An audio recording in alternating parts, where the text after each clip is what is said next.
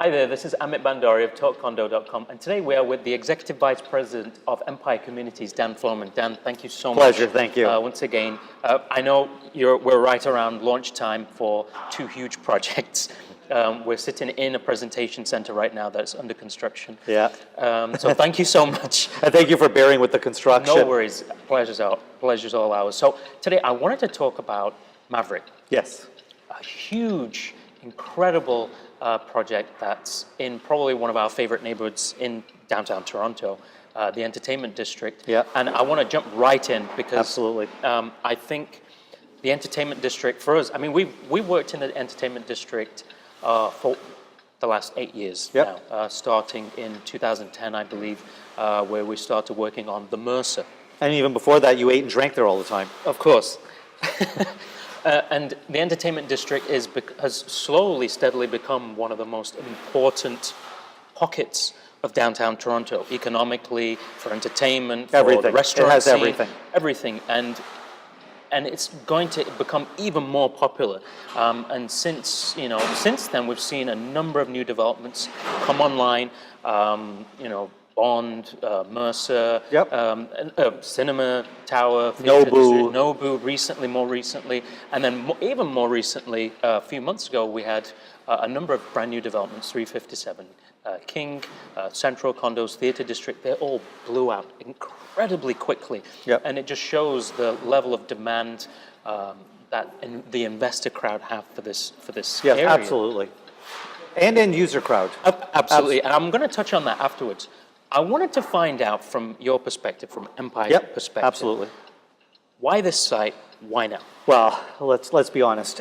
You mentioned quite a few buildings, all great buildings, Yep. great places to have invested in. I believe our site is one of the best in all of the entertainment district. We bought basically what is called Restaurant Row, Right. 321 to 333 King Street. It is directly across the street from the Toronto International Film Festival. Mm-hmm. You will never repeat this location. When the film festival is on, the celebrities will be walking directly in front of our building Right. to get into the theaters. It is possibly the most sought after location in the entertainment district on King West. Right. And when we had the opportunity of buying that site, we jumped at it. Yeah. We got to know the owner of the property. We were able to do a deal. It was a very fair deal for everybody. And it allowed us to be in an area that we desperately wanted to come into. And something you mentioned earlier about how the end users are loving this neighborhood, you're 100% spot on. I was taking a look at the numbers within the neighborhood. The vacancy rates are Yes. virtually zero. Almost nothing. Yeah, and that just goes to show that, whenever there is something that becomes available, both from a rental perspective and, to purchase, it gets snapped up really, really Well, you got quickly. two things. You got a virtual zero vacancy rate and an appreciating rental rate that you're able to charge, which is great. You're also attracting professionals whose incomes, because the buyers who are going to live in this building are generally going to work in the area, Right. and their incomes are generally higher. So you're getting a better tenant as far as their FICO scores, as better as their incomes, as better employment letters, and so you're able to attract a higher rental rate also. But to the end users, in this building in particular, we are going to have very nice 3-bedroom and 2-bedroom layouts. Right. Corner suites with 3 bedrooms, with 2 full bathrooms. So if you are somebody who wants a place to live there permanently, Right. we will also have units that will cater to your needs. Units over 1,000 square feet, as opposed to just buildings that are made up by micro suites. Right. We will have small suites, however, which are great if you want to pay a place to crash on the weekends, or a place to just have in Toronto for when you want to come down to the city and you want to just have that night out on the town. So our building will cater to a wide range of buyers and both end users and investors. Amazing. So I just want to pause on Maverick because there's a lot going on with that development, and I think it's the neighborhood as well is like an extension of the building because of the amenities, the features, and a person who wants to live there wants to Well, be able to I'm do. going to stop you there. I'm going to Okay. say one of the things that we position the building at is the building has some amazing amenities, as many buildings do. But I'd like to say that Toronto really is the amenity. King West is the amenity. The Fashion District is the amenity. The lifestyle is the amenity. You're able to walk out of our building and eat at some of the best restaurants in Toronto without ever having to get in a car. And if you do want to get into a car, you get into your Uber, you drive 5 minutes away, and you're in everywhere else in the city. It's just incredible. So you have everything from the nightlife, be it the theater district. You've got the restaurants. You've got just walking around downtown, high-end shopping, and even affordable shopping, all within, as I say, a stone's throw from the doorstep of this building. And of course, you're also a stone's throw away from the financial district. Oh, of course, yeah, you're right it's there. interesting. The other thing I always tell the investor clients is, as any young city grows, they slowly start to expand outwards. As any, always, of course. And pretty soon you're not gonna. It's going to be very hard to distinguish where, say, the entertainment district begins and where the financial district ends. It's just going to all become one large downtown core. One thing I also wanted to talk to you about was the because we've been working in the entertainment district for so long, it wasn't like it was today. No, At no. all. You had CD clubs when I was growing up, and you had places when you were 19 and you went for a buck of beer, and it's nothing like it is today. Today it's very much more like almost a Yorkville light. Well, the composition has changed, right, of the entertainment district. Actually, you nailed it. I think it's very much a younger urban professional Yorkville. Absolutely, absolutely. And getting the rents that are very close to Yorkville's rents now. Absolutely, too. And we've seen that change. But what I wanted to get your take on is we've seen a number of changes, unique changes, come to the neighborhood with the pilot and various other things, new restaurants and new commercial activity. I wanted to get your take on where you see this neighborhood.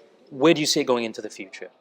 Well, listen, you have to attribute it to cities like, first of all, let's talk more globally and say, Toronto isn't New York yet, it isn't Chicago, it isn't LA, it isn't London, it isn't Paris. But we're creeping up in that direction. We're becoming a world-famous city. And like it or not, for those of us who grew up in Toronto, my whole life I've been here, Toronto is evolving into the city of destination, a place for travelers from around the world to want to go see. When that happens, areas like King Street get better and better.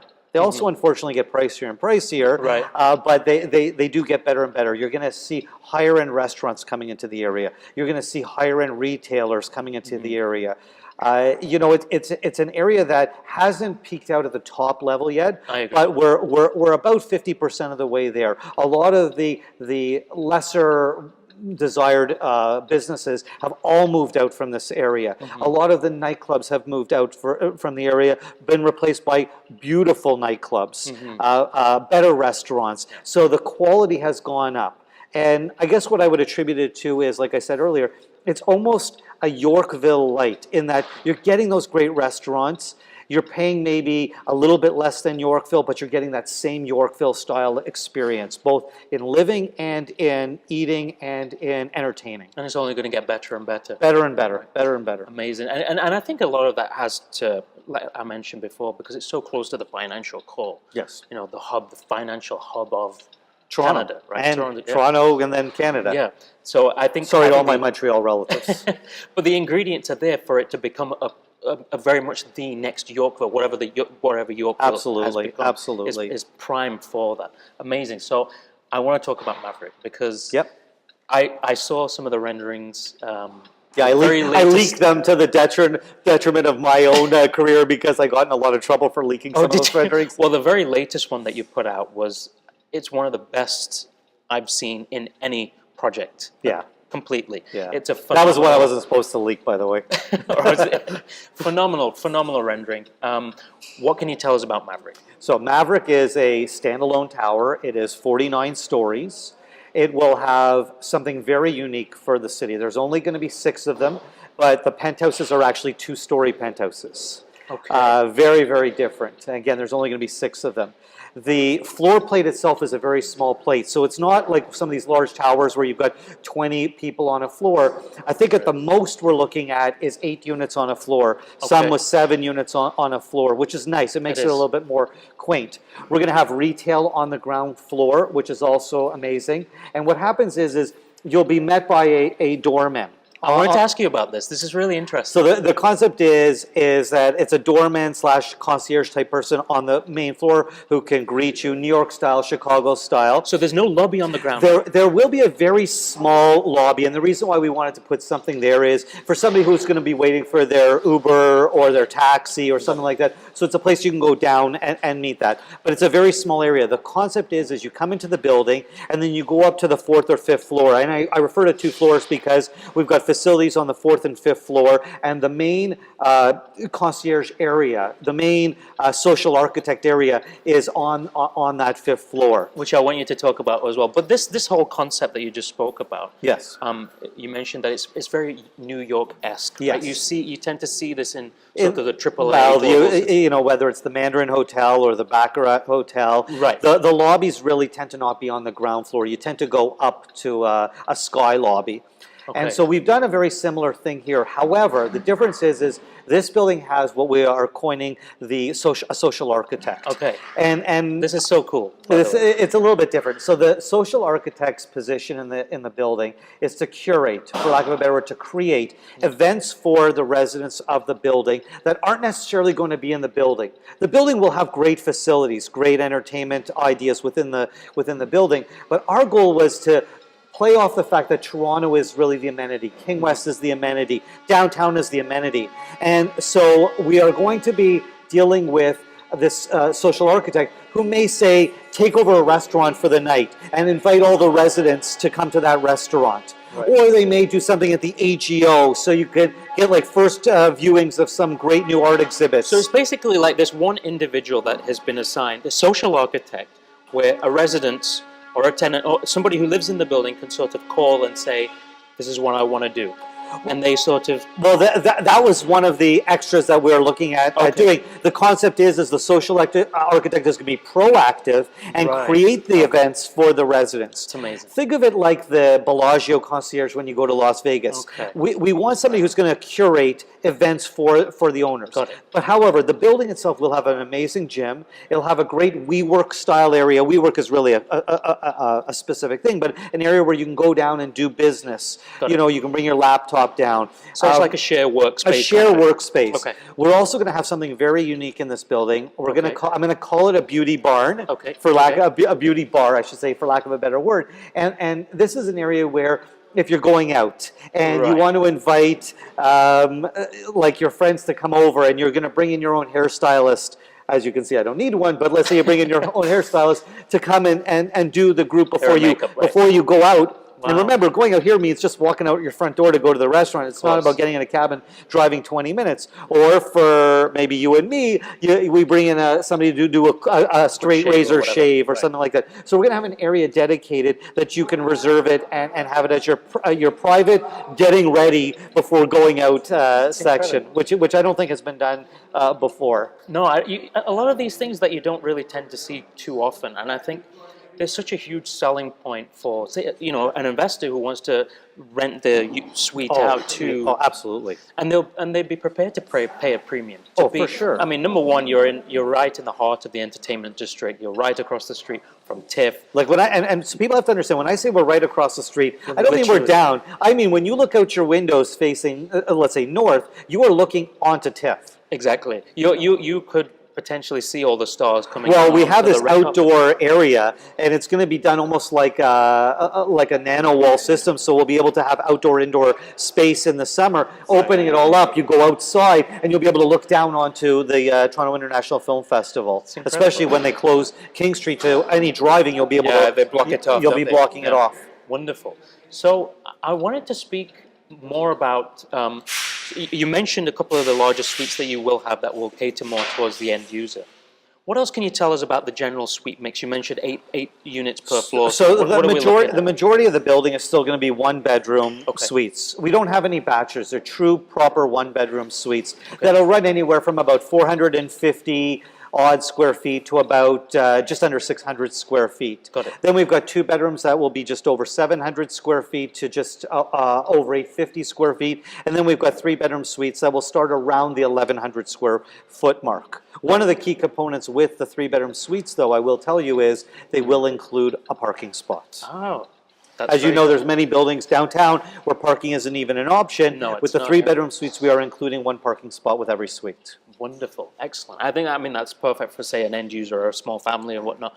Amazing. So there is one final thing regarding Maverick that I wanted to ask you. Is there anything that I missed that you wanted to? So I'll tell you the one thing you missed, because you Okay. haven't seen any of the floor plans. Okay. But for the 1 bedroom units, 4 of them are corner 1 bedroom units. Oh, interesting. Yes, so when we have our plates, so it's very rare to find a 1 bedroom corner. So the northeast, northwest, southeast, and southwest corners of our typical floor plates that run up to the 25th floor are 1 bedroom suites. Amazing. What we're really excited about Maverick. I mean, I saw the rendering this morning, like I said earlier. Now this is it. This is phenomenal. This is incredible.